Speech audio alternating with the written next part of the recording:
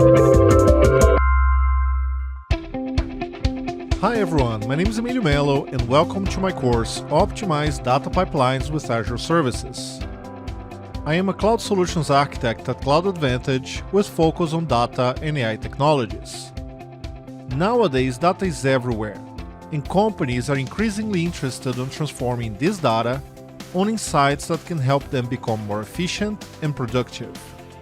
The DP203 exam is a great way to validate your Azure Data Platform knowledge.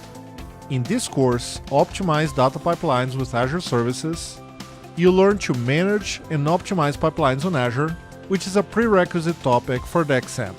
Some of the major topics that we're going to cover include how to create and manage data pipelines, how to execute these pipelines, both on demand or through triggers, and how to monitor and troubleshoot your pipelines.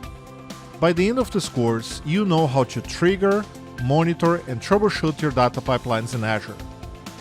Before beginning this course, you should have some basic familiarity with both Azure and databases.